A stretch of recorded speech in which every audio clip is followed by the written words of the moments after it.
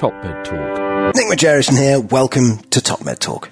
So on today's TopMedTalk, we're going to be looking at a report released by the World Health Organization. It's one of the first of its kind, and it looks at arts and health. The title of the report is, "What is the evidence on the role of the arts in improving health and well-being? A scoping review." With me to discuss this report, I have Dr. Katherine Taylor, clinical psychologist, Arts and Mental Health Innovation Programme Manager for GMiTHRIVE, Greater Manchester Transformation of Children's Services. Dr. Katherine Taylor, thanks for joining us. Tell us a little bit about who you are and what you do. So I'm a clinical psychologist. I work with children and young people and families. And I also work in GMiTHRIVE, which is a national transformation of children's services, which looks to broaden the available repertoire of options when families come into mental health services. My role within GMiTHRIVE is around innovation between the arts and the health sector, so fostering some more formal partnerships between the arts and the health sector. And then I guess proving the effectiveness of what you're doing. Well, does this report is going to be a big deal, right? Explain why. Absolutely. It's the biggest report of its kind. It's led by the World Health Organization. It's funded by the Wellcome Trust, and within it contains over 3,000 studies and 200 reviews looking at the various roles of the arts in supporting health and well-being. Okay, so for the uninitiated, give us some examples of how arts helps people's health. Well, the first thing to say is that versatility of the arts is obviously endless, and that's one of its benefits, really. But so for some examples, if we start with birth and early years, there's lots of research around the use of, for example, singing groups for new mums with postnatal depression or low mood. And so author Daisy Fancourt has done some great research looking at the impact of singing groups on mood of new mums, and she's found that singing groups, when compared to antidepressants, can help reduce symptoms of depression, boost mood, and also have a positive impact on the attachment between mother and baby. So is this something that will be prescribed? Go to a singing group when you've had your baby? So yeah, social prescribing is the term that's used for this. Some people call it arts on prescription as well. And the idea is that a GP will be able to use what's known as a link worker, and that link worker will facilitate a link to a community group such as mother and baby singing. This, again, it's an option. It's one of the options that a clinician may offer. So antidepressants might still be offered, but people will also be able to choose between medicines and other evidence-based interventions such as singing groups.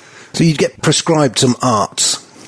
Yeah. So there's a national social prescribing network in the UK, and that's exactly what it aims to do.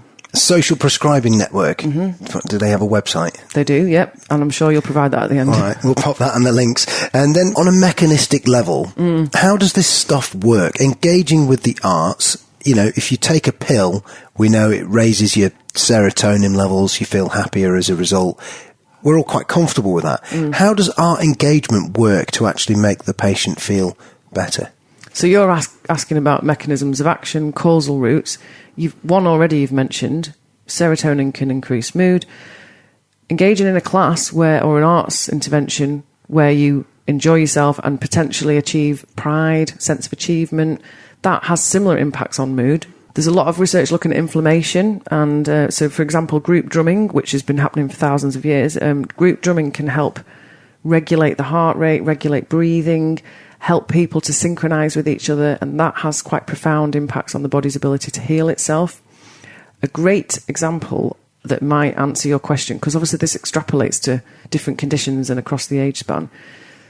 Looking at premature babies on an ICU, so a neonatal intensive care unit, there's research that demonstrates babies who are exposed to live music or live lullabies, they tend to put on weight faster and are able to leave the hospital quicker. And if you think about what's underlying that, it's thought that that child is able to regulate its temperature and its breathing and all the things that the body has to do. It's enabled to do that by the release of stress that comes with listening to live music. So it's a lot to do with the detrimental impacts of stress on the body. If you can reduce some of them, then the body is better able to look after itself. So, for example, some of the strongest evidence is around dementia in the arts.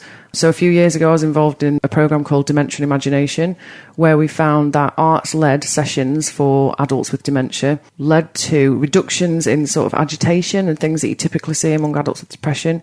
Again, it helps to boost mood. It can help keep people absorbed in a session, so it keeps people in a more relaxed state. And this has other implications for the wider care home and caregivers.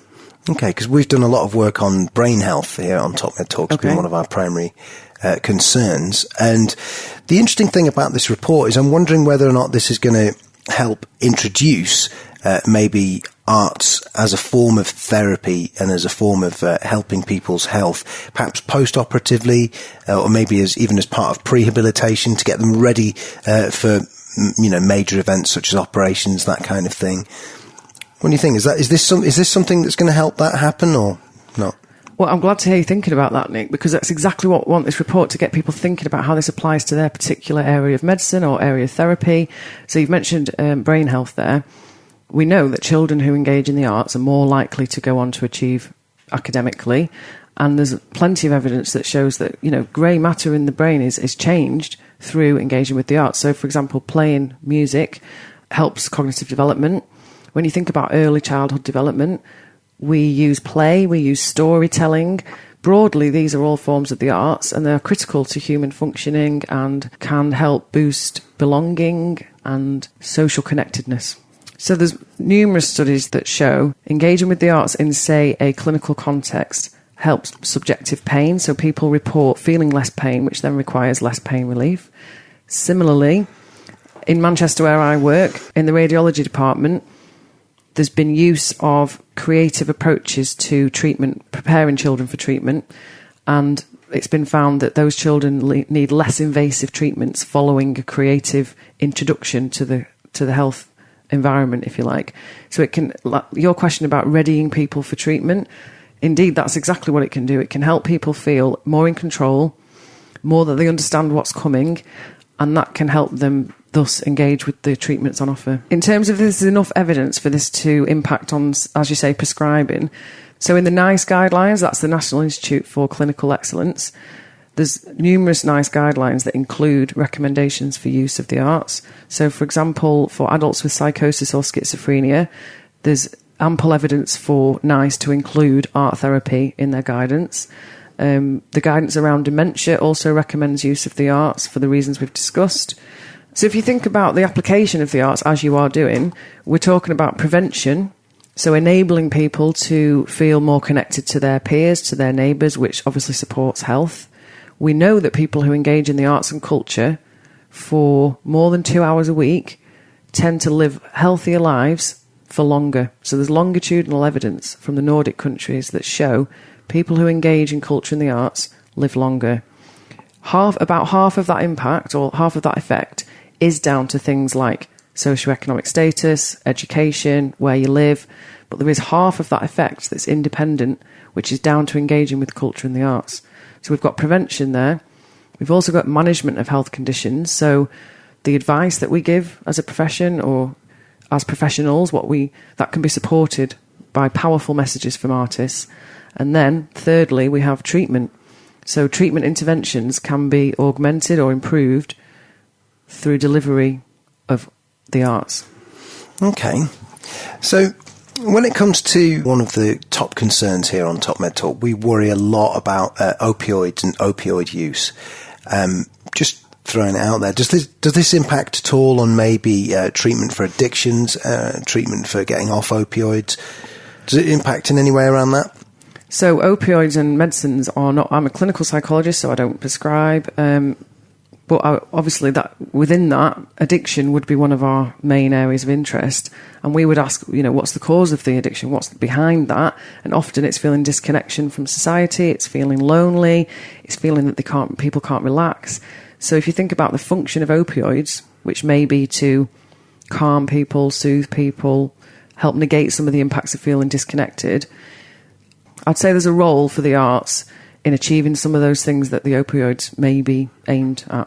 Some of the benefits of these kind of interventions is that you don't have to target the illness or the symptom. It's kind of non-specific, which is in contrast really to a medicine where you have to target a symptom. So these interventions sort of underlie well-being more generally. So if you think about developing a medicine, it's very much targeting the symptom and you're looking for a specific action on a difficulty or a problem, whereas a lot of what we're talking about here is more solution-focused as opposed to problem-focused. And so you are empowering an individual to have a good time, relax, feel less pain, connect with others. The NHS in England, we often talk to families about 5 ways to well-being, and they are connect, be active, keep learning, help others, and take notice. And you can see a clear role for the arts in all of those. And it's about boosting an individual's ability to care for themselves and receive care from others. And the arts can kind of target an underlying sense of well-being rather than specifically aim for a symptom or a problem. Mm-hmm. And then, as the world reacts to this report, what sort of changes are you envisioning in the future as a result? So I think this is a collection of evidence that's been coming for a long time, really. There's a 30-year history of arts and health in Manchester. Finland, where this report was launched this morning, they've had a 5-year government project, key project, that closes later this month.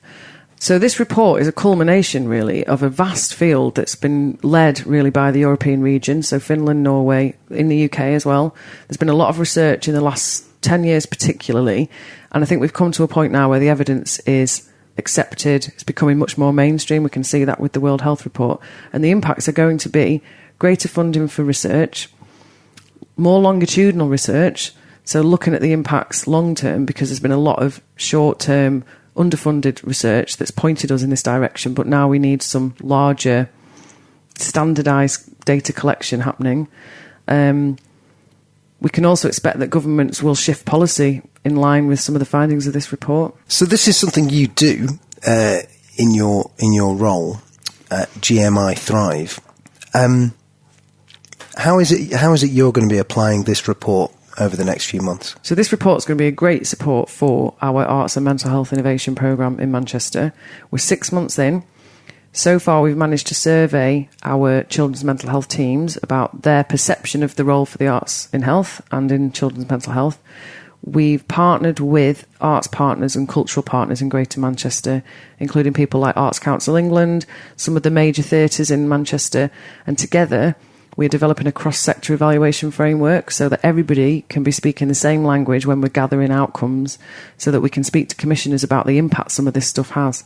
We know these have positive impacts, but it's about supporting the arts sector to be able to put that into language that commissioners can understand. We're also going to be funding several proof-of-concept projects across Greater Manchester, and again, it's in partnership with the arts sector.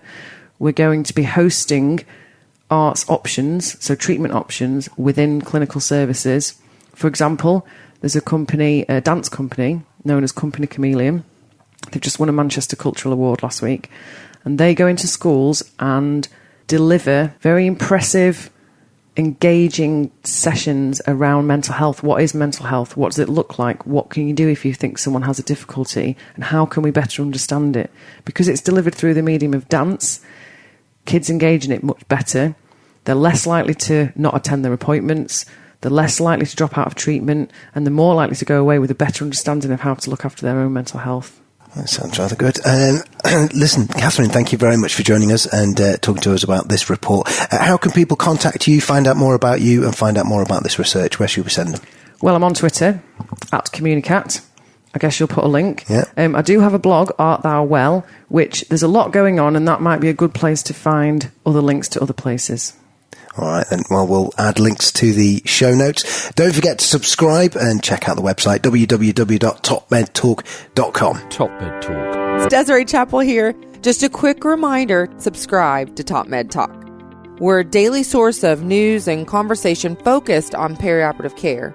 We bring you all the latest talk from all the major conferences in the perioperative space. We can also be found on Twitter, Facebook, LinkedIn, Instagram, and we now have a free mailing list with special offers and additional goodies for subscribers. Go check us out at TopMedTalk.com. That's www.topmedtalk.com.